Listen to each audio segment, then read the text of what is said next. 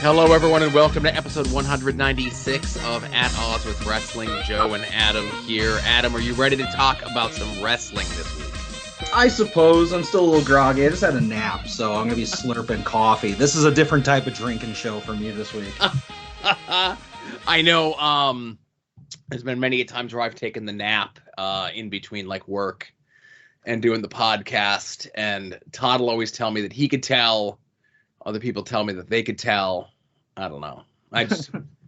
It is what it is. I don't know. I won't be the same high energy self that I normally am. Oh, there you go. With my kid being off school, I sleep in like almost an hour later than I can, but the last couple days it's like, I have my alarm set for 7:30 and then like I can line everything up, whatever, and it's like 6:05 and I'm just like, well, I'm up. Let's go, you know? Yeah. During the summer of Adam for me, I wake up at 11 every day, which is, I guess, sleeping in, but I'm up till 4 o'clock in the morning. There you go. 4, you know, so right. If I didn't set an alarm, I would probably sleep 20 hours a day, which is not good. On the weekends, a lot of times I do. We've been trying to like jam pack the weekends up. But if we have nothing going on the weekend, especially if it's like, and like I've been picking up work. I've been picking up hours at Super Secret Science job because Saturday is like dead. It's time and a half. And it's like dedicated time that I'm like in the office. So I'm like, I could use it to read comic books. I could use it to organize stuff. I could use it to do anything else on the company's dime, you know? Yeah. So a lot of times what I would do is I would work that.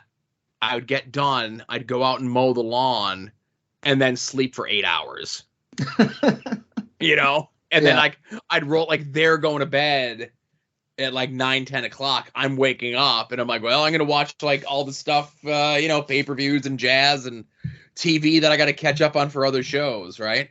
Yeah. More on this later, but I most certainly won't be watching Money in the Bank as it happens.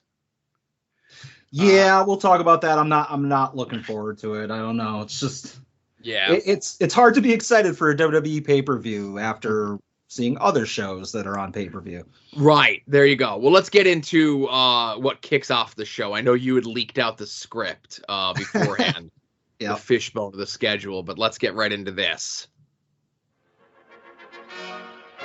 And now, At Odds with Wrestling presents This Day in Wrestling History.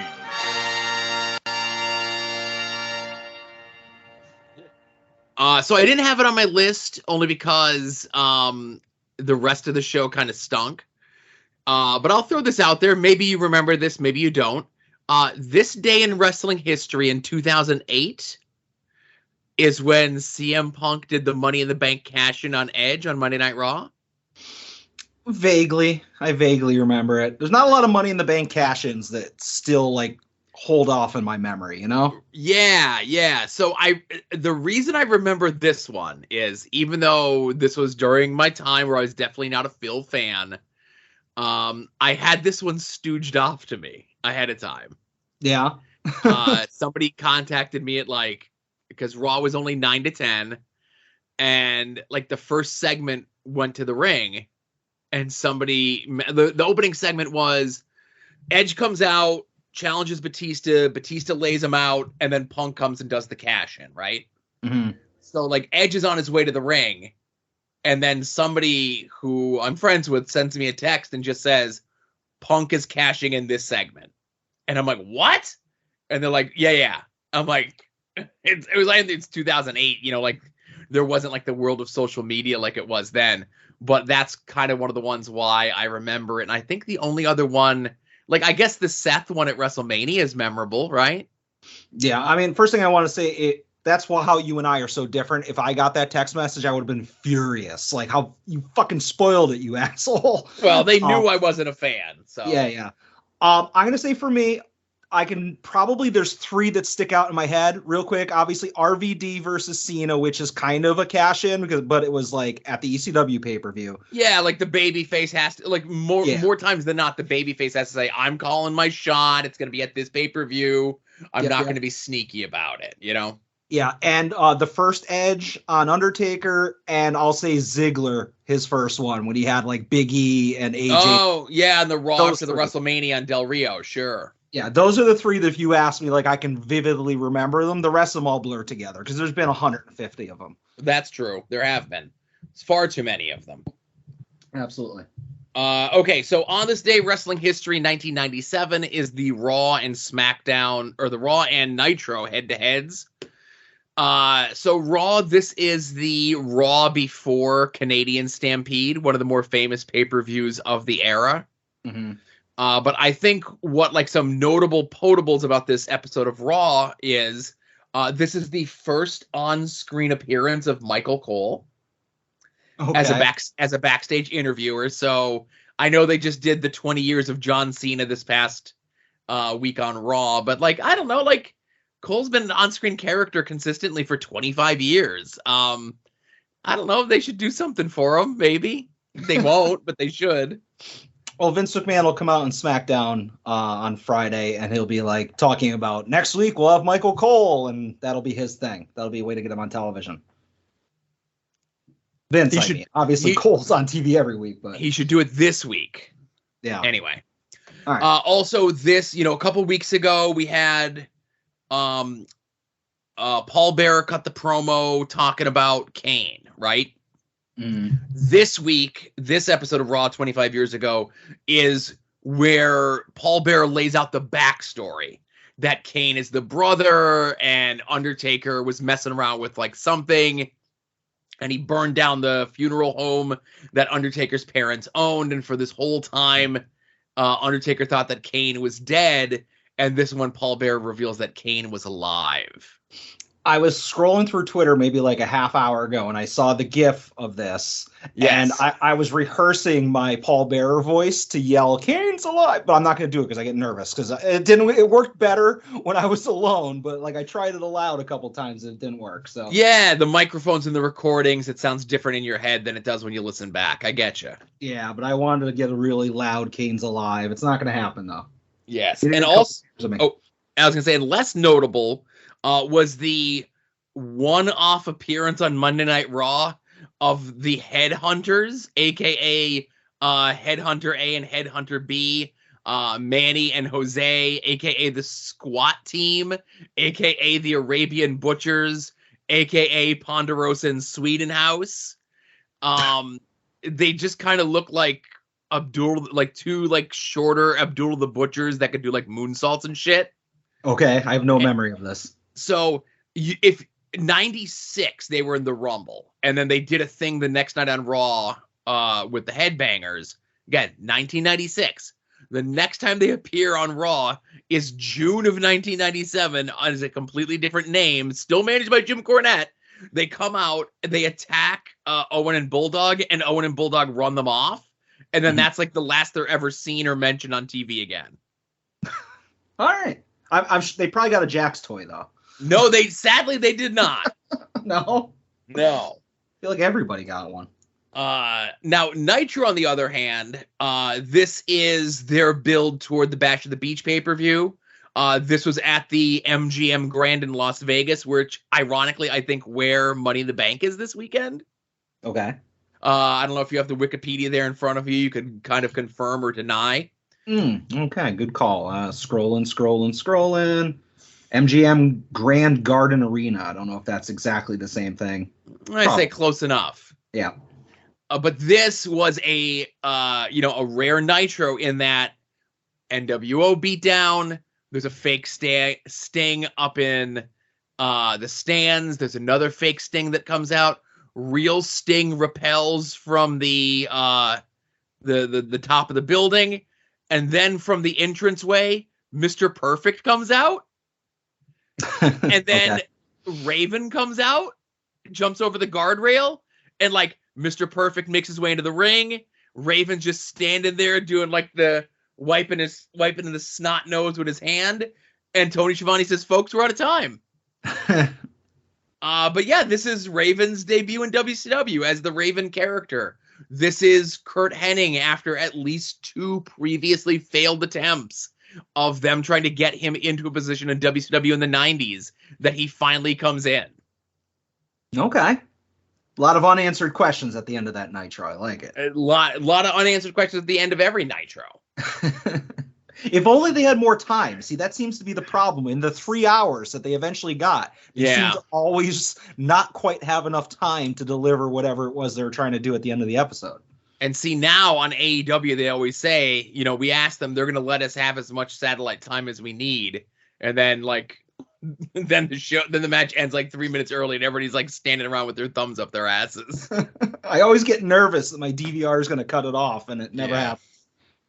But almost last but not least, this day in wrestling history, 1995, ECW, as part of a 2-night internet fan convention thing, in 1995, keep that in mind, Jim Thorpe, Mountaintop Madness, the card as it was, the Pitbulls versus Dino Sendoff and Don E. Allen, Too Cold Scorpio versus Hack Myers, Chad Austin versus Taz, Axel and Ian Rotten in a barbed wire baseball bat match.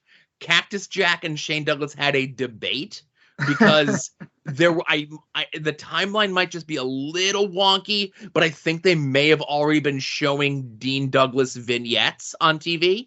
Okay. And like Shane's last night in the company was the next night at the ECW Arena.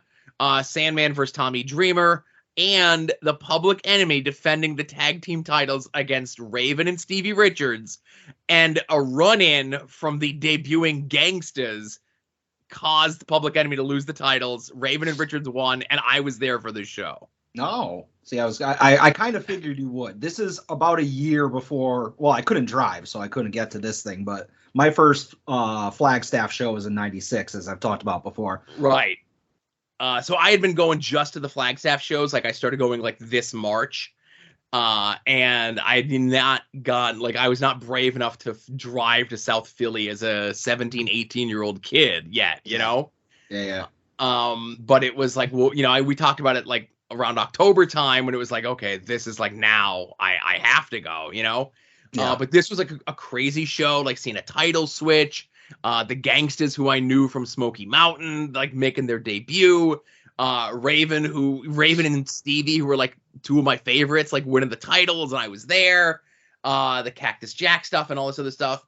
But so this, how naive I was. This day was the first day that I ever got to read a copy of the Wrestling Observer. You still have it somewhere in that office? No, I wish I did. Yeah. But it was one of those things that I'll never forget because, like, you know, you're aware, like, I'm 18 at this point. You're aware of how wrestling kind of is.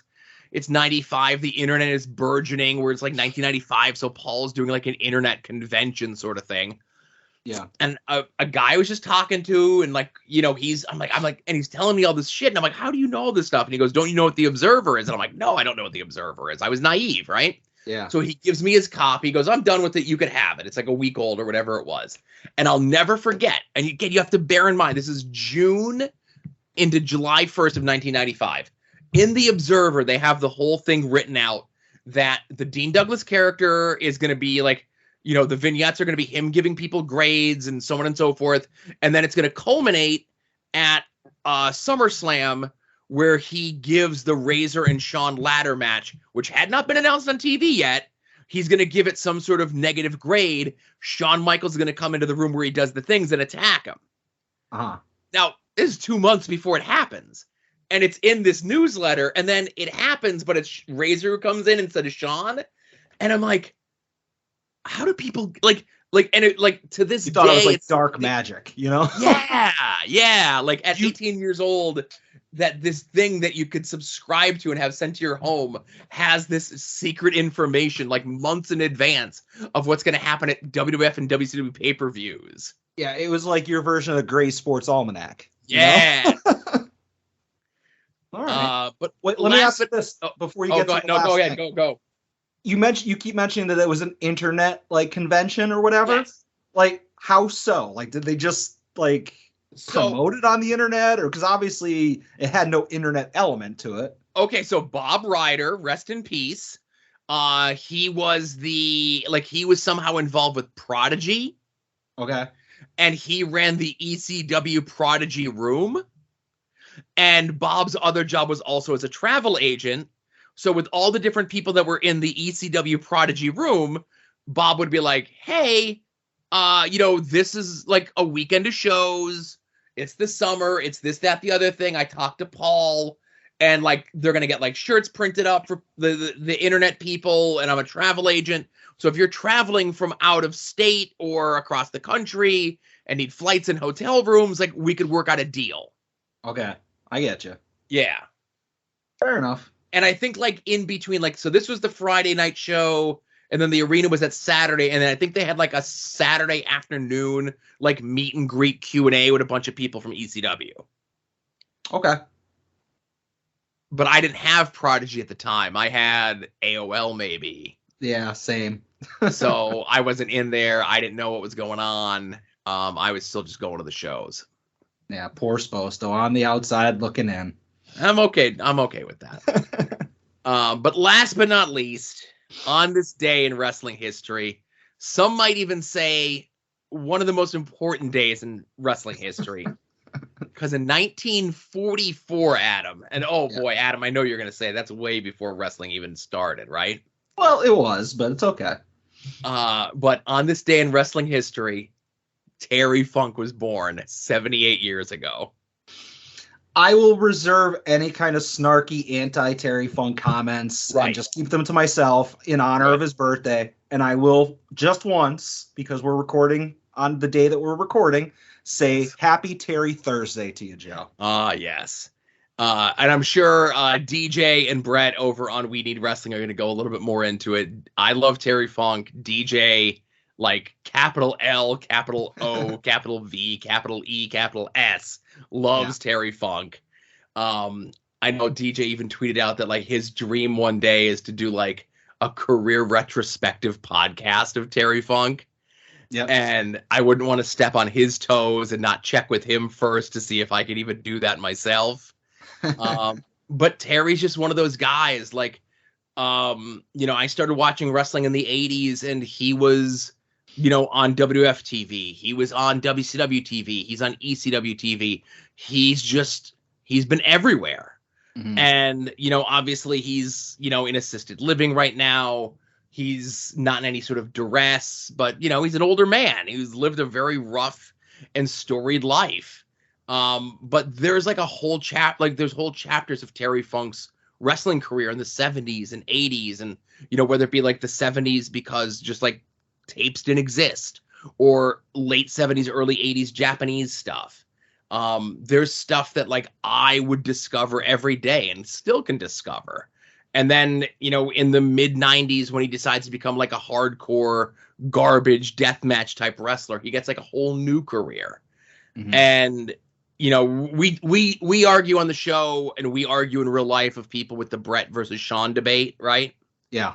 And, and in all honesty, I don't like, I like Bret Hart, but I don't like Bret Hart like Dax Harwood likes Bret Hart, or like the Boar likes Bret Hart, but I like Bret Hart a lot. I don't like him like those guys do, Mm-hmm. So if like you're a Shawn Michaels guy, I'll joke and say, oh, I know what kind of person you are. Or if you're a Bret Hart guy, I'm like, oh, I know what kind of person you are. But if you don't like Terry Funk, I know what kind of person you are.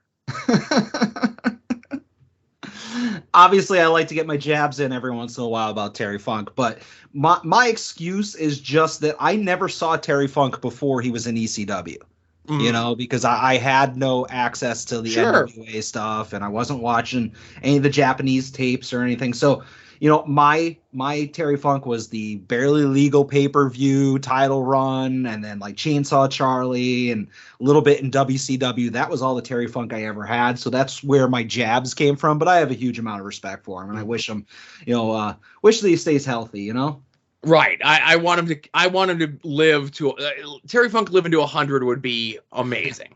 Yeah. Yeah. All right, so that's all the history stuff that we have for today. Let's get into more recent history. Let's talk about the last 7 days of professional wrestling, Adam. All right, I'm going to start things off. This is a little bit of a combined talking point, but it's all together. I just want to talk real quick about the big couple of days for Mr. Freshly Squeezed Orange Cassidy. Ugh. And I will just say it starts off with at Forbidden Door. Him versus Will Ospreay was fucking phenomenal. It was probably, I mean, it was definitely my favorite match on the card, but like I'm trying to take my bias out of it and say maybe the best match on the card. I don't know. I'd have to have somebody who's not a huge OC mark tell me that. But like it was one of those matches where I was at the edge of my seat the entire match, and not since the OC versus Pac versus Omega match did I think that they showcased them quite as well. So that was just a phenomenal match on a pretty good pay-per-view. And I will roll that over into Dynamite just yesterday. Him versus Ethan Page was a great, fun match. And we had the return of not only his original indie theme music, which just kind of feels weird but special but awesome, seeing him come out to that, and the return of like the juice spray and just the whole shtick with trying to body slam Ethan Page. I loved everything about that. I probably liked that segment on Dynamite more than I liked the Forbidden Door match, but that's just because it was like a return to indie OC. But I loved everything about the last couple of days for Big Match Orange. I echo a lot of those sentiments. I'll never be a Will Ospreay guy. I get it. But a lot of other people have said, like, technically he could do a lot of awesome things in the ring. He has a presence that if you buy into it, is fantastic. But every time that he opens his mouth, it's almost like he's dead behind the eyes. Like he doesn't have a brain whatsoever, right? Okay. But that match was awesome. And I know people were like, well, let's see what Meltzer gives. It's like, no offense. Fuck Meltzer. Like, right. Like, no offense. Like, I liked the match. I thought it was really good. And whether you know who Will Ospreay is or not, they did as good of a job as they can in 3 weeks' time to build him up as a credible, big-name guy. And it was one of the few single matches on the pay-per-view, and OC hung in there, kicked out of the guy, like every single one of the guy's finishers, and OC looked like $1 million because he can look like $1 million. And, you know, I could say it now, but when it was the Bash of the Brewery show and OC was there and I was talking to him at the show and he didn't tell me what the match was, but he told me that Tony wanted him like healed up and ready to go because he had a big match planned for him for Forbidden Door. And there's a pretty big goddamn match, right? Absolutely. And then when they announced like Tuesday night that it was going to be OC versus Ethan Page, and I, you know, two of my friends are going to wrestle on TV. That's really cool, right? Yeah. And then the match is just the OC indie match, which, you know, I think it was maybe me and Todd, I may have had the conversation with you, but this was like maybe pre AEW where we were talking that like the dream to be Orange Cassidy would be like the Honky Tonk Man. Like Orange Cassidy would be wrestling's Honky Tonk, like the new Honky Tonk Man, that he has his shtick. He has his like 4 or 5 things that he does. He doesn't have to leave his feet for any of them.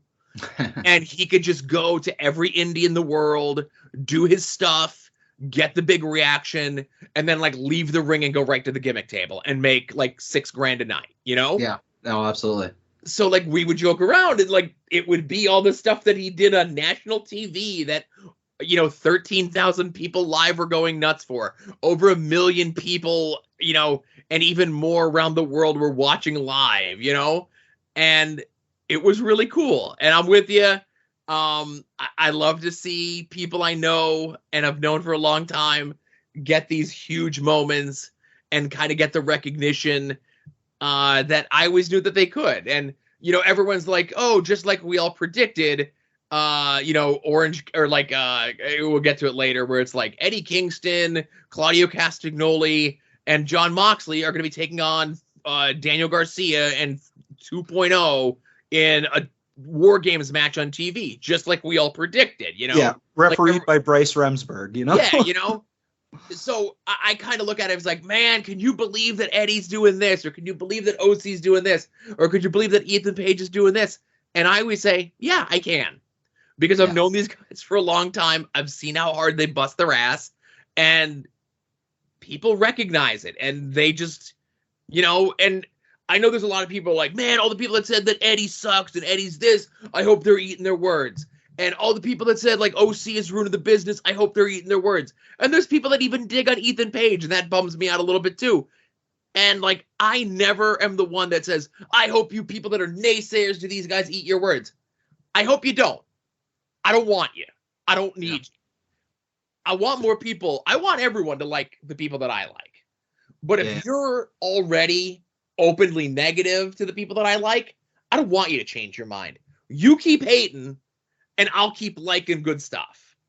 Yeah, like I saw a comment in, let's just say a Patreon Facebook group that shall go nameless, and somebody said, oh my God, I didn't realize that Orange Cassidy was such a good wrestler, which I'm fine with that comment. Whatever. So maybe you didn't see when he tears it loose, But the follow-up to that was, I really, he needs to get rid of the kicks and pockets stuff, and then he can really become a star. Like, no, you just ruined it. Like, I was willing to let you on the bandwagon, when you said you didn't realize he was a very good wrestler. But as soon as you were like, oh, I don't like this aspect of the gimmick, and if he gets rid of that, I'll be a fan. Well, fuck you. You're not worthy of being a fan,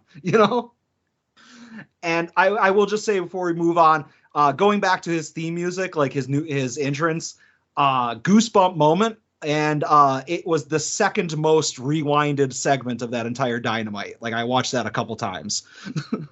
What, him coming out to Jane? Yeah. But not quite as much as something else I rewinded a couple times. But well, so we kind of double teamed up on that one. I don't know how you're gonna feel on this one. Shout out to the YouTube channel World Wrestling Entertainment American Nation. That posts up entire uncut segments of your favorite World Wrestling Entertainment programming, and they don't get popped by WWE, so I think it's WWE themselves doing it. Mm-hmm. But they put up, like, all the John Cena stuff from Monday Night Raw, and it ended up being, like, 25 minutes worth of stuff, and I loved all of it. Just like how... I said before, and you were saying there's the people that, like, I didn't know OC could wrestle well, and the people that hate on the people that I like. I don't want you to like the people. I don't want you to come around. Like, you keep hating, and I'll keep doing this. And I would never say that I was a John Cena hater, but I was a John Cena not understanderer for a long time. I didn't get it, right? Yeah, I mean, I think that, just to piggyback on that, I was probably very much anti-John Cena, but not because of John Cena, just because I was a Cena Nuff person, Oh, boy.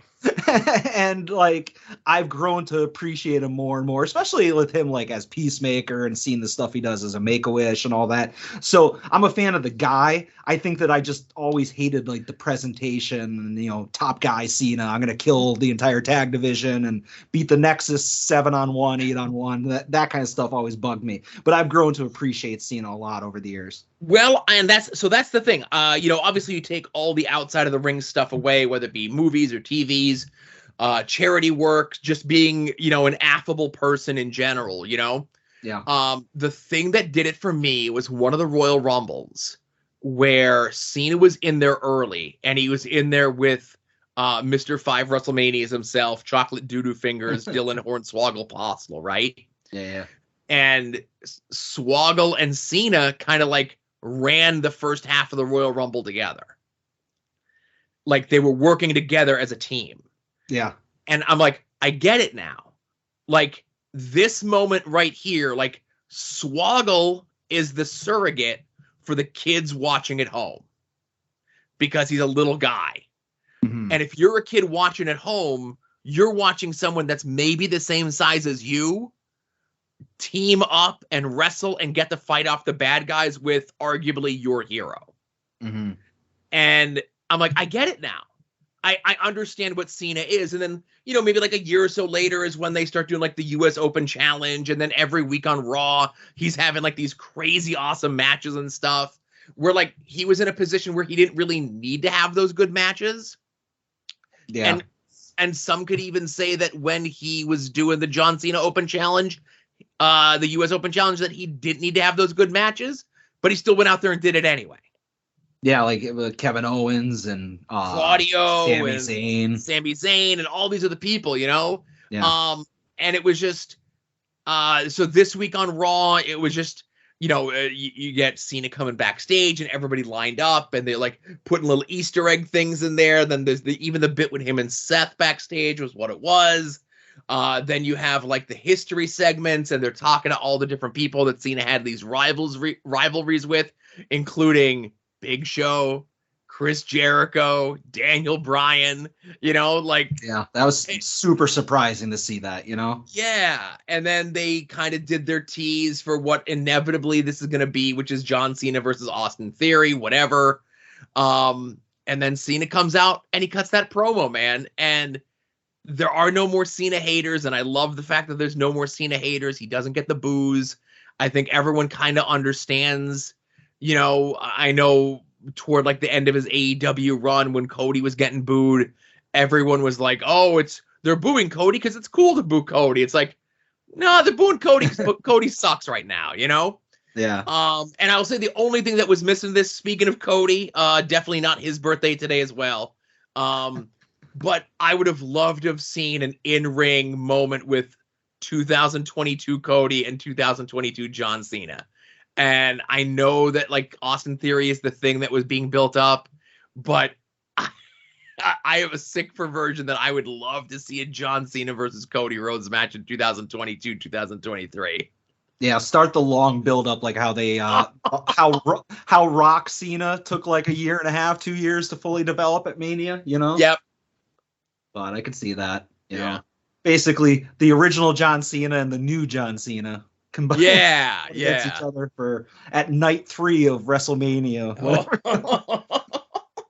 Technically it is, because SmackDown is SmackDown WrestleMania, and they do like the Andre Battle Royal, like 3 other WrestleMania matches on SmackDown. So technically WrestleMania is a stealth 3-night event. Because they do the whatchamacallit? They do the NXT on Wednesdays sometime, or Thursdays sometimes. No, if you remember this year, they did the NXT on Saturday afternoon, but also this year SmackDown was not only the Andre Battle Royal, but also right after SmackDown was the Hall of Fame.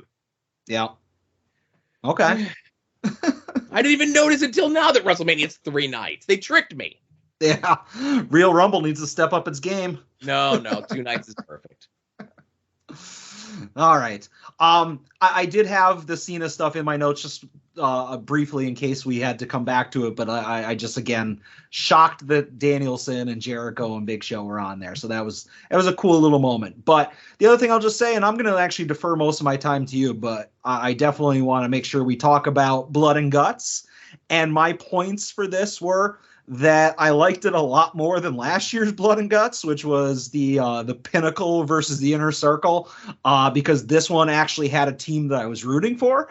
And the storytelling of having Claudio get the submission win instead of Eddie Kingston, and Eddie being pissed that he wasn't the one to humble Jericho at the top of the cage was really, really cool. And Claudio doing the spin on Jericho at the top of the cage is the thing of nightmares. But a lot of really cool visuals in that match, and I ain't talking about Tay necessarily. And really enjoyed the match. I mean, obviously, that's not a controversial take. I think everybody pretty much enjoyed it. And the only thing that's stupid is the fact that we're going to have 6 stupid AEW figures based on the Jericho Appreciation Society in those red outfits, which is just a waste of 6 figures. But take it over, Joe. They can be peg warmers, or they could be a ringside exclusive box set that I never have to worry about, Yeah. But yeah, so the build to Blood and Guts was great. I think I might have intimated a little bit on social media, but I ran into the aforementioned DJ from We Need Wrestling at the comic book shop on Wednesday. And we were just talking about wrestling stuff, and we were kind of postulating how the night was going to go. And am I going to say that we called it exactly to a T? No. But we definitely said Claudio's going to be the one that steals the win from Eddie, not giving Eddie the whatever to kind of do whatever. And it's not going to be some sort of animosity, but it's going to be enough of a seed. And we were just kind of talking about how these guys, with all the injuries, people's contracts being up and then having to build around Forbidden Door, you could argue and say that some of the booking in AEW lately has been kind of like, but I think a lot of it more so is coming from the injuries, right? And, there's obviously still the threat of COVID out there, But what we were essentially talking about is that whatever happens at Blood and Guts needs to build to All Out. Mm-hmm. And they need to have, like, whoever they feel their main guys on TV are going to be. One, they need to be on TV every week, whether it be on Dynamite or Rampage. And you need to have a 3-month plan, a 6-month plan, and a 9-month plan for all of these guys and how everybody intersects. And then you need to have that plan B for guys of who you could plug in if people get hurt or people get sick or whatever, right? Mm-hmm. And not plan around guys that have deals that are ending in like a month. It's like, well, I planned out 6 months with Claudio, but we only have a deal on him for 3. Well, then either only plan him for 3 or get him a 6-month deal or whatever it is. And I would love for this to be the build to Eddie getting a belt. And there are people, probably Eddie himself, that would say he doesn't need a belt or he doesn't want a belt. I'm selfish. Mm-hmm. I want to buy a toy of Eddie Kingston with the title. Yeah. And I don't want it just to be the pack in because we got to put extra stuff in there. No. I want value. Right. I want to commemorate when Eddie Kingston won the title. And there's enough titles in AEW that they could do this. And then obviously, we talked about the people that were involved in the Blood and Guts. Matt Menard and Cool Hand Ange proved yet again that they love the business more than anyone could ever imagine. And again, Ange, Jeff hanging upside down, bleeding out as they cut to commercial was one of that image is just stuck in my head from this past week. And there was just a lot of cool moments, and say what you will about Sammy with the crash pads. I do have it on good authority, and everyone's like, oh, they're just letting these guys do tacks and glass, and skewers and all this other stuff and blood, but they're taking these big safety precautions for big bumps like that. And I say, yes. It's one thing to take a bump on thumbtacks and roll around. It's another thing to blade yourself. That's kind of a little bit more self-controlled. But when you have like a big bump like that, with the higher risk of getting hurt, I think just going up for like a Northern Lights bomb, Santana like tweaked his ankle, Yeah. So any okay, so why are they not making him, do these things into like a ball pit? Well, no, like there's the higher risk. There's always a risk when it comes to wrestling, but the higher the risk, they don't want to take it.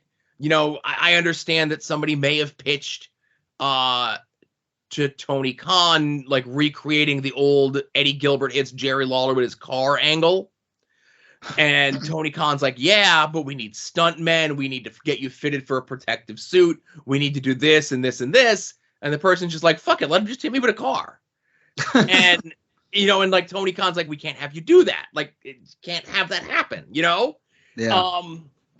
But like fire and, if it's more controlled, it's one thing. And just as we're recording this, to put a timestamp on this, there's a match, and I think it's on the Beyond Wrestle Open show that was Slade. Like, I have people sending me the GIF of it, where it's Slade versus Hoodfoot, and they're doing light tubes, right? Okay. And it's maybe the nastiest thing I've ever seen involving a light tube.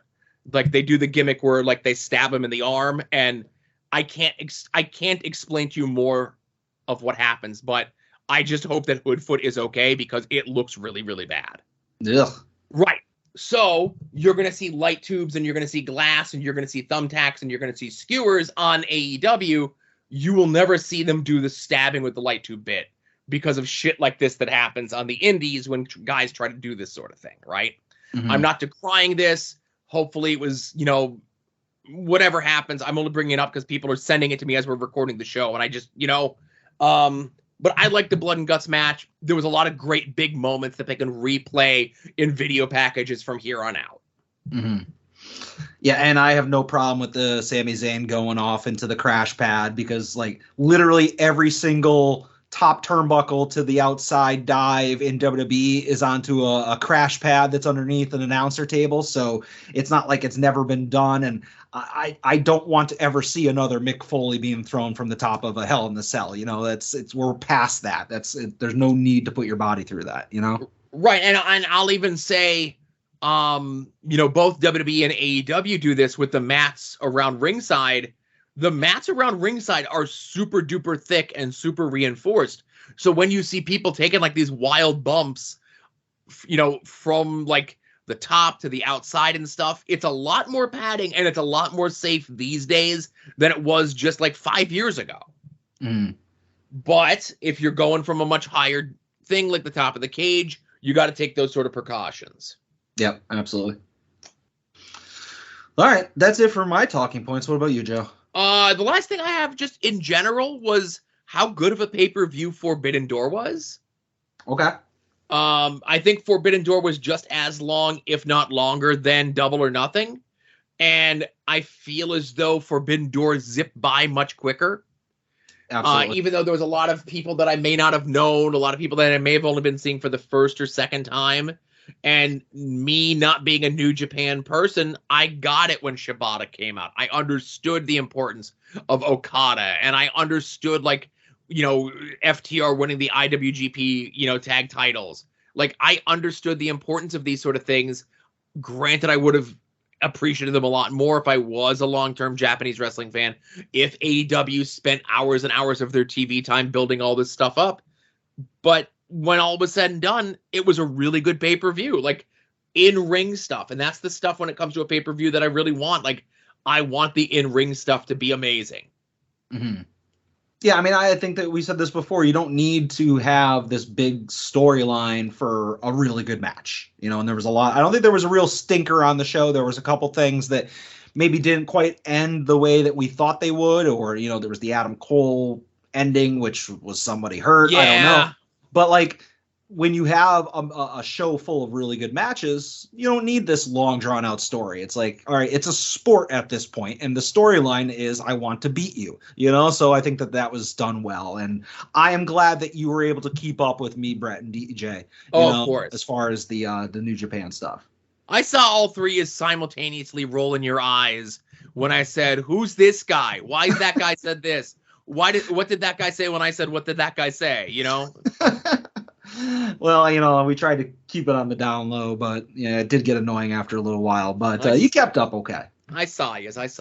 But yeah, I had a great time, and thank you for DJ for inviting me out there. For sure. All right, Joe. Speaking of premium live events, did you know that there's a pay-per-view this weekend? I did. Sami Zayn's kicking down to the ring. It's Kofi Kingston doing his thing. Ruby Soho. on the show. Bryan Danielson. No. Is it the big dog's yard? Let's find out.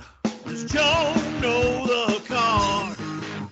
It's nice to have a return to the old familiar Does Joe Know the Card jingle, as opposed to the abomination I edited together the other day.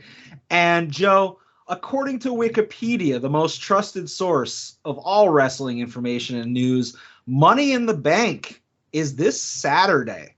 And according to Wikipedia, there are 6 announced matches. I am sure there will be 7 more announced on Friday, much like there was with Forbidden Door. But Joe, do you know the card? Okay. Maybe. 6 announced matches, you're saying, right? Yes, sir. Okay. I know we're getting Ronda versus Natalya. Yep. That'll put butts in the seats. Go ahead. I know we're getting Austin Theories versus Bob Lashley. That's 2. I know we're getting the Street Profits versus the Usos. That is 3. Okay. That leaves us the 2 Money in the Bank ladder matches. Mm-hmm. And another match. Yep. Okay. How many people are in the Money in the Bank ladder matches? 1, 2, 3, 4, 5, 6, 7. And I'm just checking. Yeah, 7 for both. 7 for both. Okay. The men. I will tell you, just to you don't kill yourself on this. For the men, it does say 1 is TBD. Okay, now see, I'm going to say that I did know that because Kevin Owens. It was supposed to be Kevin Owens versus Ezekiel on Raw as the last qualifier, and then Kevin Owens wasn't at Raw, so that spot is still left open. Okay. So I have to name 6 in the men's and 7 in the women's. Okay. Men's is Sami Zayn. Yep. Drew McIntyre. Yep. Seth Rollins. Seth freaking Rollins. The Colossus Omos. Yep. Matt Riddle. Yep. Not Kevin Steen. Not Ezekiel. I don't know who the other person in it is. It's a shameful thing. Lobster head. Oh, it's too many Sheamus. limes. It's too many limes. Yep, Sheamus. I should have let. That's on me. I should have let you sing more of that. All right. What else we got? You're missing 2 more. Now, see this. So this is where I'm going to go in. Okay. I'm going to guess that Bianca is defending the title. That is correct. Okay, but I don't know who she's defending the title against. But if I could guess who's in the women's Money in the Bank by process of elimination, I might be able to figure out who she's wrestling at the pay-per-view. Yeah, there's only so many main roster women left, so...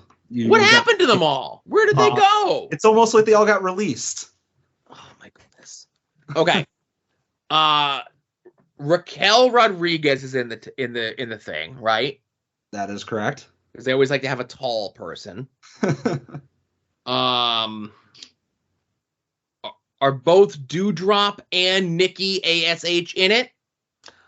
Neither. Okay. So that means okay. Okay, so I got Raquel. I know Asuka and Becky are in it. That is correct. Okay. Liv Morgan is in it. Yeah. Okay, I'm sorry. I couldn't find Asuka on this. But yes, Asuka, Liv Morgan is in it, so you have 4. Oh, no, I know because Becky and Asuka had 3 weeks of matches to see who qualifies for the Money in the Bank match, so I know that they were in it. Yeah, I just couldn't find Asuka on the list here, that's all. But yeah. Is Carmella in it? She is not. Okay. Shotzi is in it? Shotzi, believe it or not, is in it. Okay. They remember that she's on the payroll and that she's good and they should use her. So you have 5. I know Aaliyah is not in it. She is not. Is Shayna Baszler in it? Nope, because then it would be good.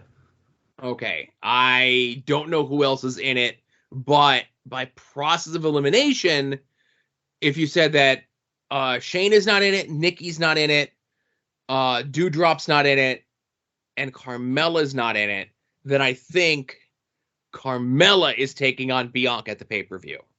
That is correct. Okay, because I think we've gotten matches with at least 2 of those 3, and I think technically Shayna is SmackDown. So, yes, for what it's worth, for the next week or so. Joe, you left out 3 women in this Money in the Bank ladder match. Those women are Lacey Evans. Oh, is Alexa Bliss in this goddamn thing? Yes, she is. You left her out. You son of a bitch. I forgot she was back on TV. How could you forget? She's the only reason we're turning on Raw. And Liv Morgan, but God, Alexa Bliss. Okay. I don't know if you said Liv Morgan. But... I did say Liv Morgan. Okay, but yeah. Raquel Rodriguez, Asuka, Shotzi, Becky Lynch, Liv Morgan, Lacey Evans, and the winner of the match, Alexa Bliss.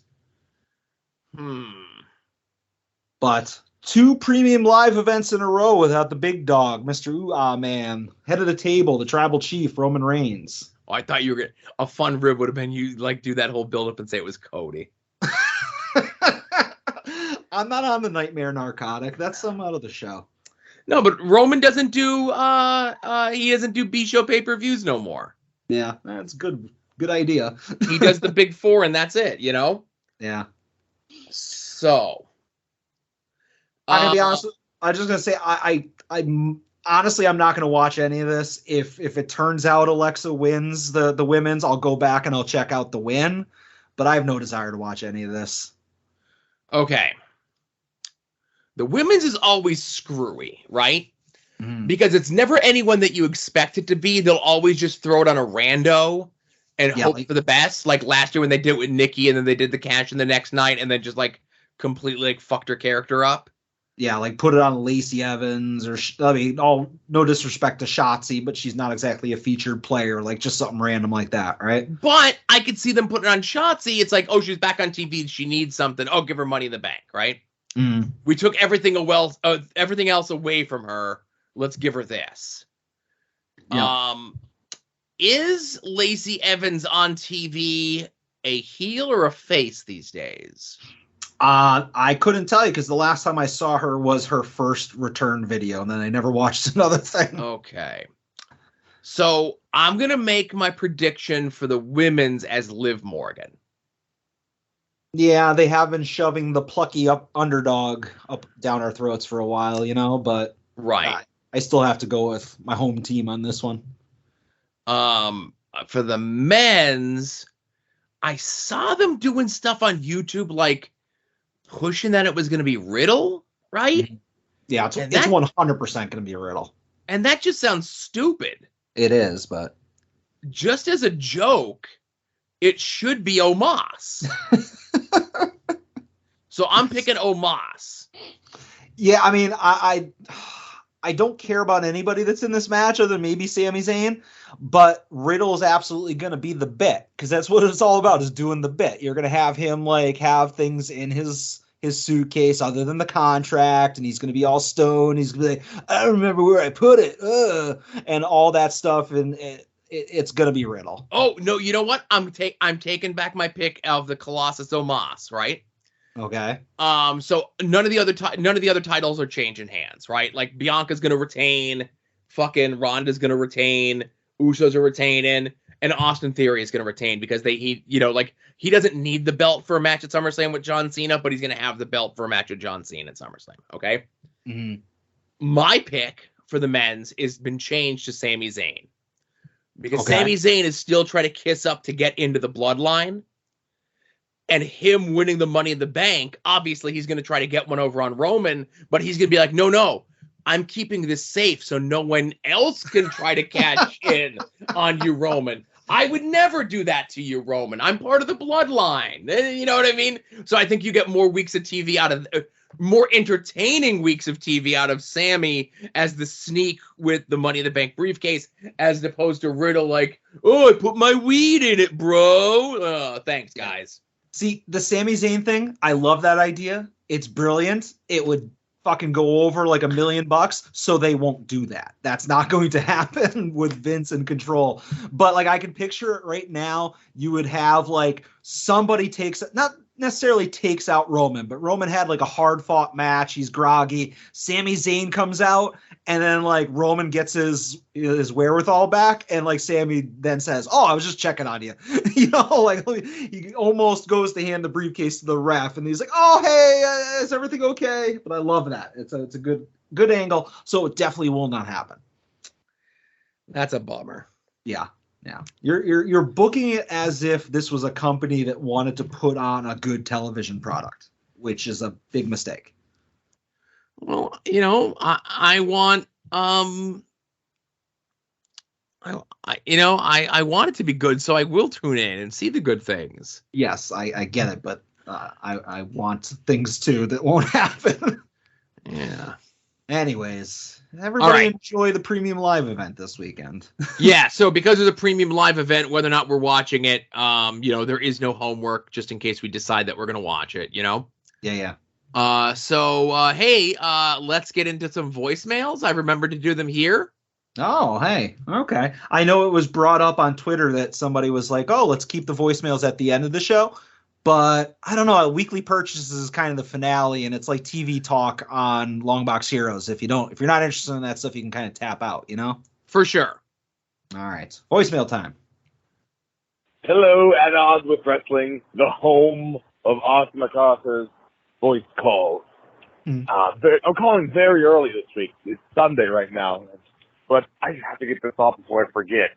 I have a question, and it's for all the fucking Russian gimmick wrestlers in this independent world.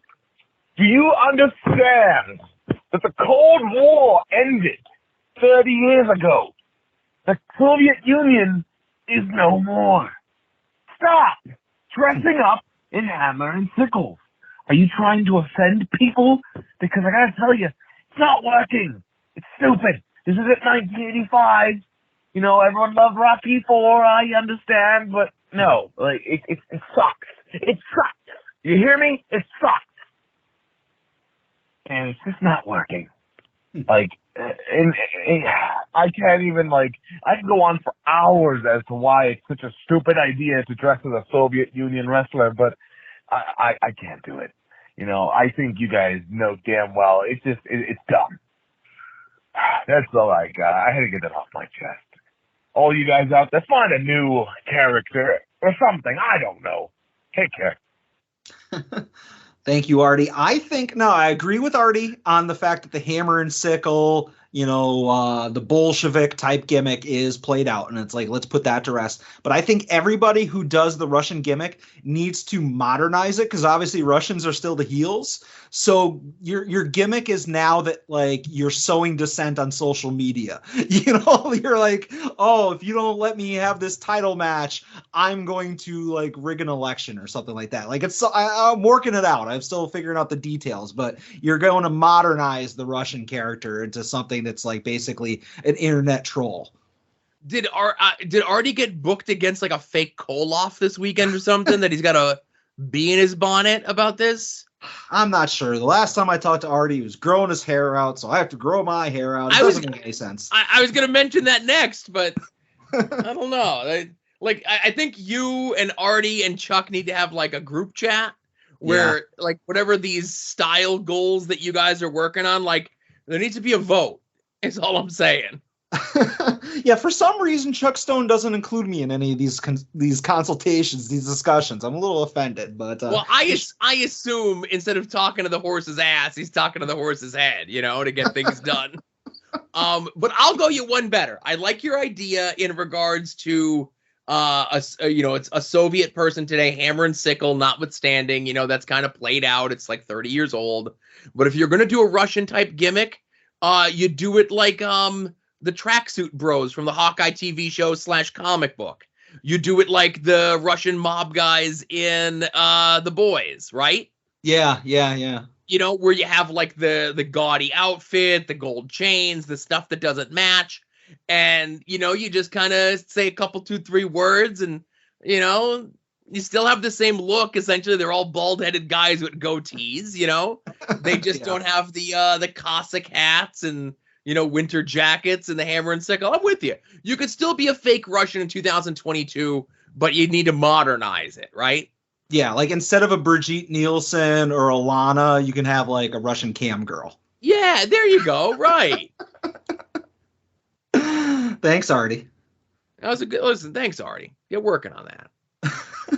Next call. Hello, Joe, Adam. So I'm inspired by Adam this week for my phone call.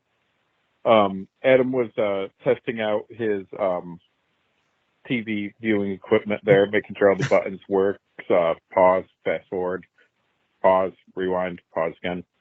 For reasons here, partly because of his love of Japanese wrestling and wanting to see the follow-up from Forbidden Door and, people like Claudio debuting in AEW, and partly to see, unfortunately, only the second battle between two women on a 2-hour show, and there was only one on the pay-per-view. Pay-per-view makes sense. I get it. Get a pass. But I kind of feel like only one women's match for a 2-hour show with all the women on the roster, and I know many people have said that, but I'm kind of feeling like one per hour would be a good rule of thumb here. Well, then I got thinking, all right, so how would I book a show? An entire 2-hour show. And Joe's been known for saying, we could shave a couple minutes off this, a couple minutes off of that. But I kind of feel like for a, quote, perfect wrestling card, especially, for the 2-hour shows, I think one women's match per hour, maybe one tag per hour. Obviously, you got to build up for your main event thing. I think that you throw one comedy or lighter match in there.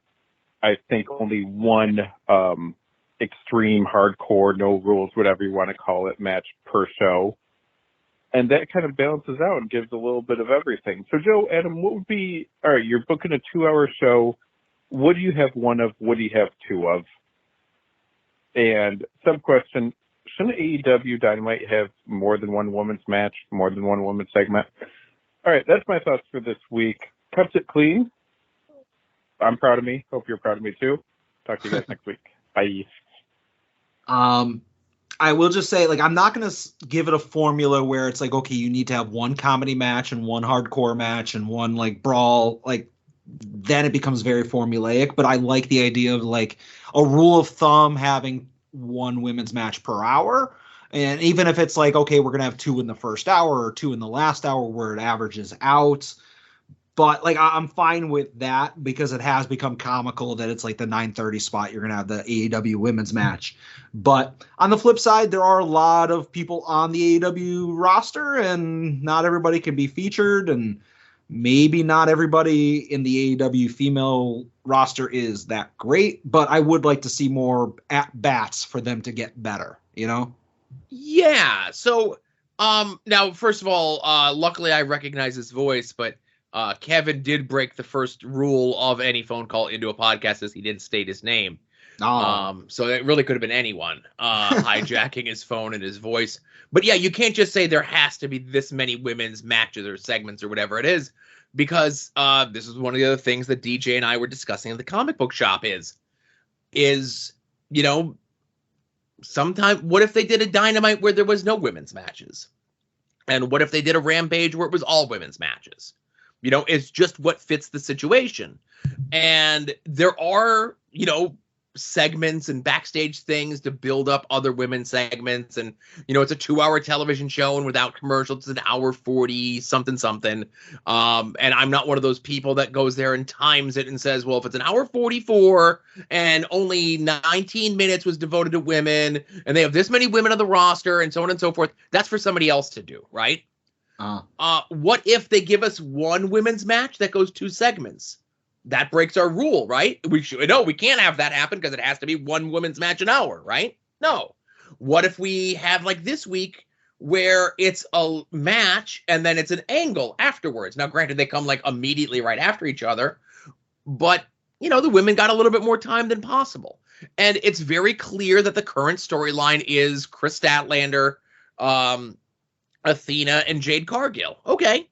I'm sure they're going to figure something for Thunder Rosa to do. I'm sure once they're ready to bring Britt back on TV, there's going to have something for her to do. There's 5 women right there that you could just mix and match with anyone else on the roster to get them matches on TV, or get them segments on TV, or get them anything on TV. Even in the Blood and Guts thing, they started a little bit of a thing between Ruby Riott and Tay Conti, right? Yeah. Does that count as a women's segment because it was part of the main event super angle that was taking up the last hour of the show? Yeah, sure. Granted, it was only a couple seconds, but they were in the main event. They had a spot in the main event, right? Mm-hmm. This is that 3 to 6 to 9 month plan of like, who are we using on TV? Who are we giving these pushes to? We need to make sure that they're on TV every week and so on and so forth. And if that just means like a 30-second backstage segment this week, that's what it is this week, man. And that's just the way, unfortunately, it goes. AEW is only a 3-year-old company. They're still figuring it out. WCW, as we knew it during the Nitro era, when it hit Nitro, it had only existed in that status as it was for like 8 years, right?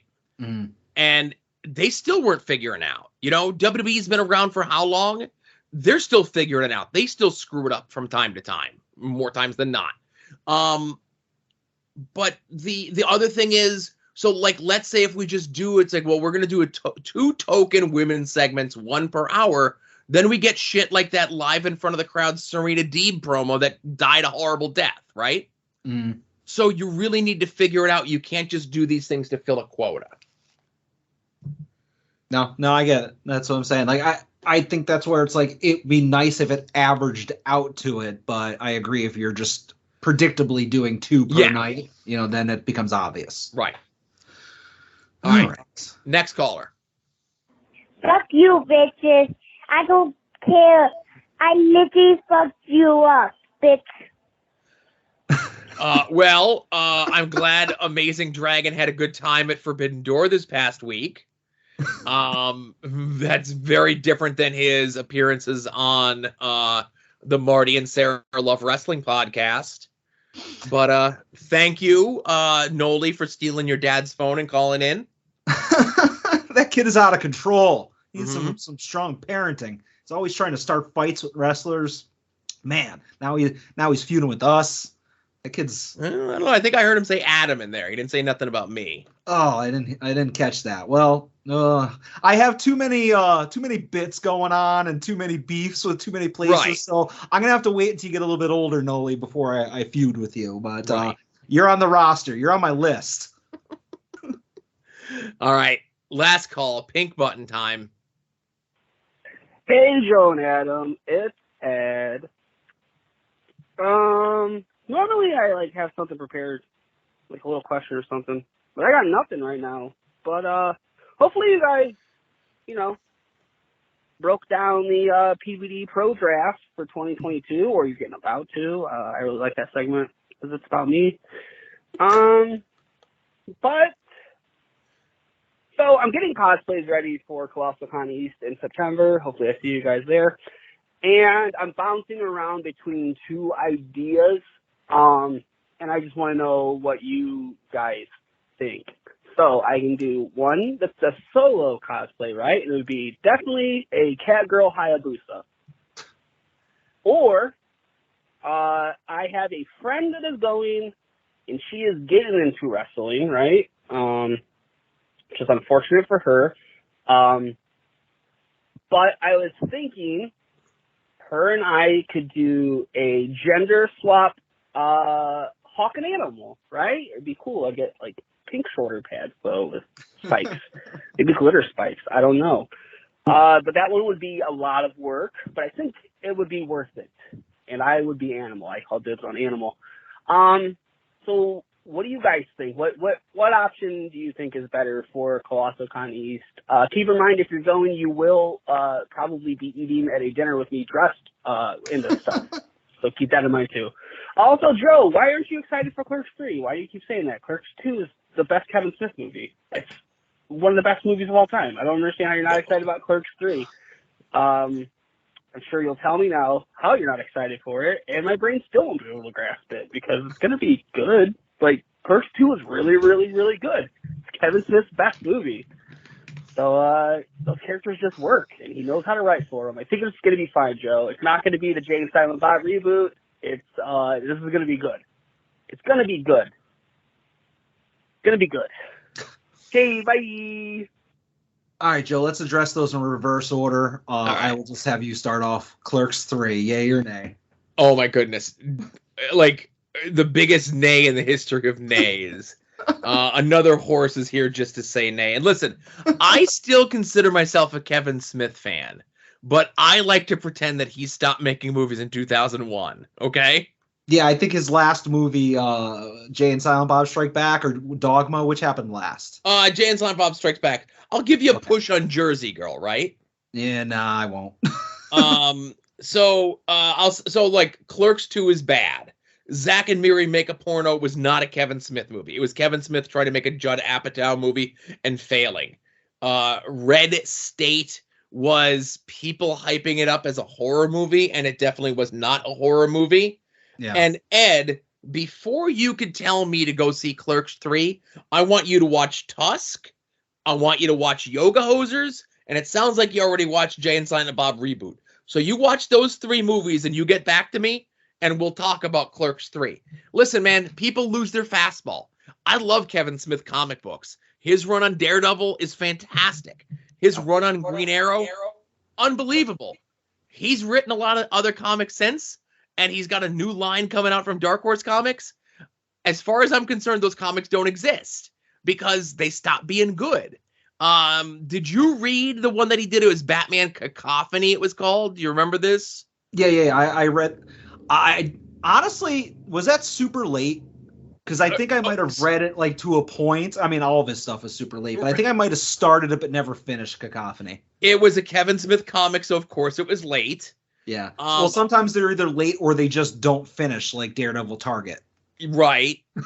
Or Spider-Man Black Cat, like the devil the evil that men do, where we got the first 2 issues and then the next 4 issues came out like 6 years later. Oh, I didn't even know they finished that. Oh yeah, they did. But so where I'm going with this is in Batman Cacophony, Batman, who is still young in the game, opens up to the villain in the piece, who Batman did not know was a villain yet, and tells a story that while like out on patrol or like fighting people, that he once shit himself. And I get that's the Kevin Smith type of humor. And I guess that his sort of writing, but I don't want to know nothing about like height of his powers Batman crapping his pants, right? Yeah. Tell that story somewhere else where I don't have to read it. Create your own Batman knockoff and have him crap his pants all the time, right? Yeah. But yeah, so like I said, Ed, you watch those 3 movies and you get back to me and you talk to me about Clerks 3, okay? Yeah, Tusk was unwatchable. Okay. Jay and Silent Bob reboot. I didn't hate it, but that's probably out of blind loyalty to like the characters that I liked, but it wasn't good, and I refuse to watch Yoga Hosers. I bet you it's great, Adam. If Tusk was unwatchable and Jay and Silent Bob reboot was only okay because you recognize the faces and the catchphrases, I'm sure Yoga Hosers, starring Kevin Smith's wonderfully talented daughter, was a blast. Well, all right, you convinced me.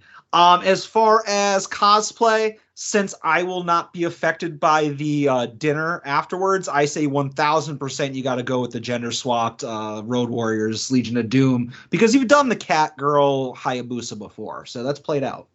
I think Ed should wear Catgirl Hayabusa to Ashtabula WrestleFest. He should wear it there on July 30th. And then he should do the gender-swapped Legion of Doom with his friend for Colossal Con, but with this proviso. As he has already picked Animal as his person that he's going to do, I don't think Ed is going to get a mohawk like Animal did. And a lot of times, Animal would do face paint that would be in a pattern of a spider. I think Ed should do his face paint in that of a cat girl. Okay. Yeah, I could see that. Get some whiskers and whatnot. Yeah. And what was the first? Oh, PVD drafts. PVD draft, baby. Yeah. All right. I'll just say, I think everybody did very good. Ed, you had a great show. I voted Jonah. Full disclosure, just something about Jonah's drafts always speak to me. And regardless of whatever the hell happens in this poll, the whole thing is rigged. So I hoped that we do not acknowledge if Jobber's in the lead, because this entire election is rigged. Stop the steal. Nonsense that Jobber's in the lead, because like a Discord was like, hey, vote for Jobber. I disagree with that. You use whatever tools you have available to you. And the fact that Ed is probably the most vocal of anyone on social media is in last place. And Pat, who doesn't even have social media, is somehow in like second to last place. And listen, Pat, everybody had nice, cute little cards. Pat put together a match that was dream matches for all of his buddies in AIW. And that was great.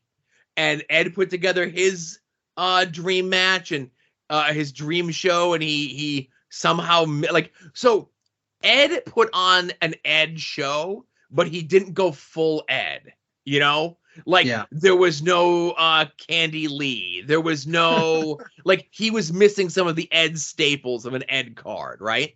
Yeah. Jobber's card was really good. I was cracking up. But the problem with Jobber's card was he had 4 home runs and 1 miss. the Kaplan Otis match, and I get why it was on there, but Otis hasn't been a meat man for like almost a year and a half. So I get you got to do what you got to do. I love the bit with Bob Holly and Cole Radrick. I love the thing with Chris Benoit Jr. and the fact that Chris Benoit's in wrestling heaven. All Jobber stuff was great, but the big sore thumb was that Kaplan Otis match. It just didn't fit into the like what he had booked, you know? Yeah. Jonas, on the other hand, decided to just do the scorched earth booking policy. I love it. I loved it. Now I will, in the interest of full disclosure, when Jonas did not tell me his card ahead of time, but he did say, "Hey, remind me, why did this person get canceled?" So I had to send him like all the I'm not going to say that I had to send him all the research and stuff. I have all this stuff available ready at the ready, right? You know? Yeah. Because a lot of times maybe like LVAC Mantis will be like, "Hey, what's up with this person? How come I don't see them booked anymore?" You know? Yeah. So I gotta be the one that helps Mantis, and the other guy's like, "Oh no, that person's like hard canceled," you know? Now Jonah could have put Vince Russo on the show, could have put Enzo, could have put some more Jonah staples on there, but I definitely think that Jonah had the strongest card because when the show was over, good triumphed over evil, and friend of the show, Arthur MacArthur, won the main event. This is also true. They booked a top guy, so that's right. And there's still like 4 days left. Hopefully, if you're within the sound of our voice, maybe I'll put a link to this in the show notes. And if you haven't voted, listen, I say go listen to Pod Van Dam. They've put on a great show every week. Phone call segment is my favorite segment of the show. Come on, we're supposed to laugh at these things. Yeah. But I say, whether you listen or not, I say vote for Jonah. Let's get our listenership behind Jonah, right? Yeah, let's throw the might of the soon-to-be-named network behind it. That's right. All of my social media accounts already voted for him, so why not real people this time? I was full disclosure. I was logging into the At Odds account to go ahead and throw a vote to Jonah. I was like, "Oh, Joe beat me to it." But, beat you to it, man. Yeah, fair enough. So thanks everyone who called in. Yep. Hey, Adam mentioned soon-to-be-named-network.com. He'll hit all the plugs of the shows and everything else like that. Head over to our TeePublic store through the mothership, tinyurl.com/longboxheroes. Get shirts and cell phone covers and notebooks with At Odds inspired designs on them. There'll probably be like a 35% sale next week, so maybe wait till then even. Go sign up for Jerry's Internet Wrestling Emporium, aka internetwrestling.tv. Promo code At Odds, new subscriber, doesn't get you anything anymore, but it gets us a couple bucks if you stick around as a subscriber, which you absolutely certainly will. And I just want to say, I mentioned before the Hoodfoot versus Slade match did not happen at a Beyond show. It happened at the GCW show. That's tonight. I just want to make sure that we have clarity there. I'm sure as people hear me say it, they'll be messaging me. It's like, no, it was the GCW show. I'm correcting myself. I'm ignoring your message. This is me telling you I'm ignoring your message when you message me later when you listen to the show.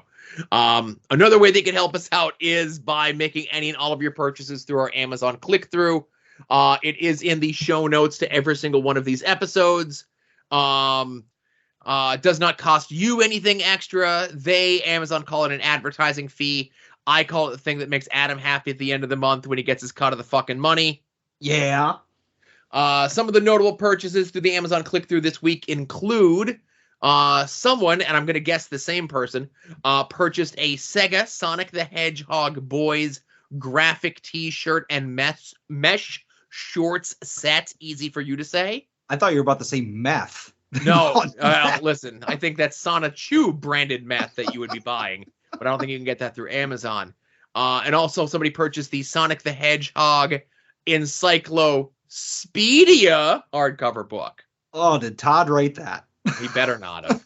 That's definitely right up his alley of punniness. But thank you to anyone who made purchases through the Amazon click-through this week, this month, this year, this whenever. Every little bit is greatly appreciated. Absolutely. And I'm not sure if we're at this part because, full disclosure, I ran to the bathroom when you were talking. So I will just say that there's other podcasts you should listen to, maybe when you're in the bathroom. And those podcasts are Long Box Heroes, Long Box Heroes After Dark, We Need Wrestling, Hit My Music, Porch Talk, Viewer's Choice, WWE War, Wrestling Cheers, IWTV Guide, Pod Van Dam, Wings on Wings, Between the Sheets, and go check out my appearance on Final Wrestling Place this past week, where I had a good conversation with Tim and Marcus about the LVAC and Yankees and being a doll dork and a bunch of other stuff. It was a good time. I liked being on there finally. Yeah, it was a fun appearance. You did very well with Tim and Marcus. They did a good job of keeping you in line, Yeah, absolutely. I was 100% Hershey free, and they didn't even have to edit it out. There's no curses that had to be edited out of it. So it was a really good time. It was a good podcast. Go check it out. But one thing you shouldn't check out, Joe, and a podcast that will never be in my plugs is the A Show. And I don't know if you had a chance, whether or not you want to go ahead and bump up their numbers. But did you hear about the advertisement that I bought with the soon-to-be-named network credit card? I bought out the entire advertising section of the middle of their show this week. Well, right. So I saw a number on the corporate credit card, and then I saw another number on the corporate credit card when you bumped it up. Yep. Yes. And of course, I listened to it. I thought you were done leaving poor Matt and Chris alone. Well, I wanted to congratulate them on another Tournament of Champions. So I felt like, I would be the bigger man, and I would just go ahead and just say, congratulations, and, not at all bury them in the process. But I thought it was just a very respectful thing as a former 2-time Tournament of Champions winner for me to do. And I think it was money well spent, Joe. So I guess go listen to that if you want to hear, my advertising. Yeah, I want my money to be well spent off the corporate account. But have they replied? Did they respond to your allegations, accounterproductive, and challenges? I have no idea. I have Derline and Decker blocked on all the socials. Kind of counterproductive then to pay money for them to hear a message and then block all channels for them to reply to you. I don't want to reply. It was just purely, again, I was just congratulating them. I was being the bigger man. That's all. Maybe I'll unblock the A Show burner account or something like that. I don't know. We'll see. Gotcha. But go check out the congratulations that I gave to them. But I think that's it for the regular show, Joe. Yes, and it's the part that Adam has been building toward all day. Money, money, money, money, money. Some might cost a little. Some might cost a lot. But I'm the $100 Vansky. And your figures will be bought. Money, money, money, money, money.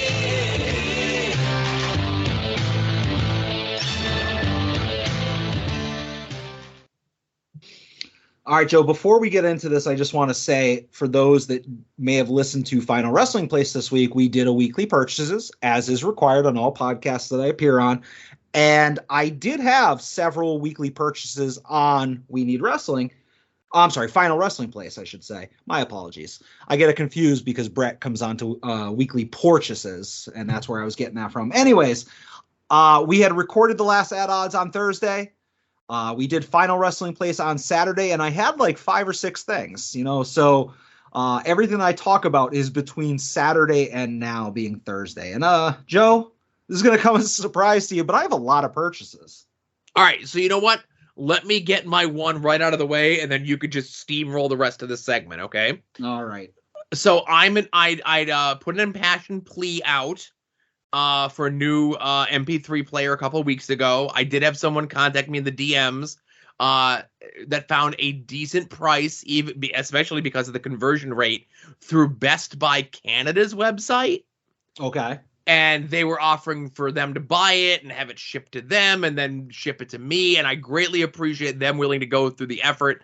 But I still got this thing held together by duct tape and string for a little longer, but I do appreciate it. I did bookmark that link that you sent me. But the one thing that I didn't count on, Adam, and I should have been ready for, so when I leave the house on Wednesdays, I take my MP3 player with me, but I plug it into the aux thing on my car, right? Yep. And I left my headphones, my earbuds here. But I didn't close the door on the office enough, and the cat got in here and ate them. Ate the headphones? Yes. Oh, see, that's why I'm 100% headphone free in this household. Yeah. Podcasting, listening to music, it doesn't matter. No headphones. I have to. I like that freedom of movement to go around the house. Now, I always have a backup spare pair, but the backup spare pair that I have is not a optimal pair. So I went on Amazon and I went through like previous purchases, and I saw that like the earphones, earbuds, whatever that I like and use are literally like $6 a pair. So I just bought like 4 pairs of them. Just stock up. Just stocking up, right? Like Elaine and the Sponges. I like it. All right, that makes sense. I've done that sometimes with cables and whatnot, especially leaving the importer exporter business and want to use my discount. I'm like, I should probably buy like Ethernet cables or USB Type-C cables or lightning cables and just put them in a drawer somewhere. So last but not least, this is a weekly purchases dodged. I got my car back from inspection today with no major repairs needing to be done on my car. Oh, holy shit. That's kind of unexpected. That's right. So I'm going to have myself a steak tomorrow for dinner. Nice. All right. Well, congratulations on dodging that bullet. All right, Joe, let's get into it because I have a lot. I'll try to be quick on some things, but I do want to discuss some other things. I'm going to start off right off the bat and just address the fact that the Major Pod Super 7 Series 2 went up for pre-order. And I'm not going to kayfabe it or anything like that. I did pre-order a set. I pre-ordered it through Entertainment Earth because then I won't have to pay for them until they ship. Yes, they're expensive, but we can hem and haw all we want. It's not like I wasn't going to buy those. Did you listen to the Brian Flynn interview that Hawkins and Broski and Markey did? I did today, yes. Okay. So I know we had discussed this privately, and I know Brian put it up in the Facebook group. And I had said it before I saw Brian's comments, but Broski absolutely screwed Brian on this. Oh, yeah, just listening to the amount of work that just goes into painting the spiked shoulder pads and gauntlets of Broski. And the splatter painted, make sure it like matches his gear exactly, as opposed to it just being splattered paint. Yeah. And then Brian admitting in the Facebook group that like even though both their figures are $75 each, like Brian's figure is paying for deco on Broski's figure. Yeah, like I just hope that when they get their cut of the fucking money, when it's all said and done, that doesn't come out of Brian's money, Yeah. Like, I don't know what their royalty thing is, but Super 7 should be the one eating whatever money they have to take out of Brian's figure to pay for Broski's figure. Not Brian loses it out of his pocket, Yeah, like whatever the margin is, like, I don't know, let's make up a number and say that they make $5 per figure or whatever. I'm sure it's more than that, but sure. Well, no, I'm not talking about Super 7. I'm talking about the talent themselves, like after production and all that stuff. Let's just say if it's $5 per figure, it needs to be $5 for each of them, regardless of how one of the figures skewed the cost or whatever. It should be like, okay, if Matt sells 1,000 and Brian sells, 800, they still need to make $5 a piece on each one of them. Exactly. All right. So yeah, I did pre-order a set, and like we talked before, Entertainment Earth or Big Bad Toy Store is the way to go, because then they don't have an interest-free loan on your money for a year, Right. All right. So I did actually sell some stuff in the Major Pod group, and I just want to bring it up here because I got some flack when I bought these things back in the day. I will say that I sold my extra Shop AEW Kenny Omega figure. Didn't make a ton of money, but I profited like $10, so I'll take it, I sold the major moment bendies. If you remember those limited to 175 bendies, I had bought 2 of them. That came out like Mania weekend, right? Exactly. I almost tripled my money on those. So cha-ching. The one where they accidentally sent them out to everyone to buy, and then they had to refund people's, and like it was a big mess in doing the orders. Yeah, because it's like, they initially put them up for like $600, and like Shawnee Caulfield bought them for $600 because he thought that was the price. And I did sell my Broski figure robe. If you remember, I bought that like maybe a month ago. Right, the one that he wore as the NWA champion. Exactly. I made a couple bucks on that. So all ended up well. I got rid of some of the stuff that I bought to flip.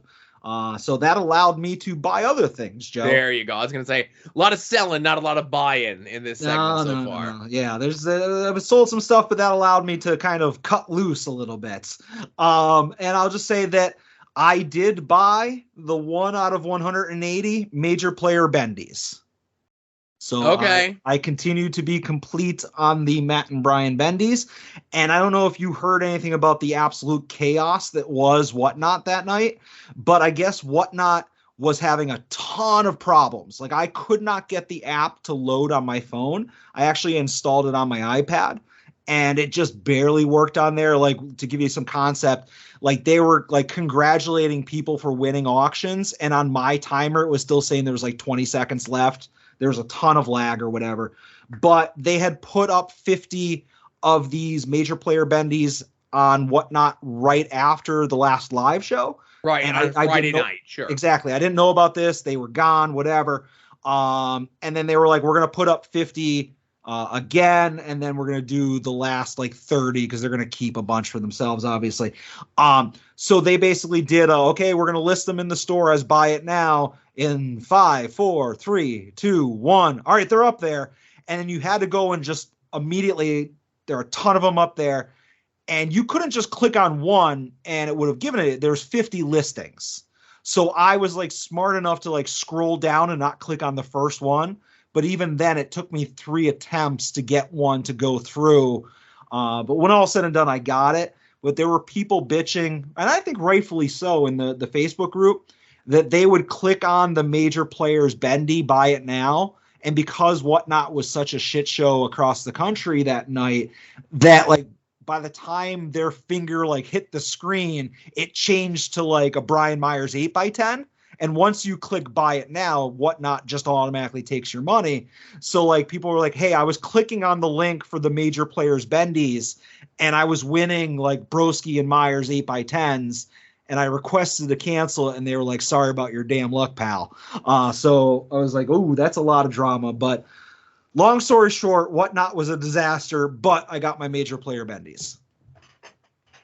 Well, I wish I knew what to say about these sort of things. And obviously, the boys have pivoted to selling a lot of their stuff through Whatnot.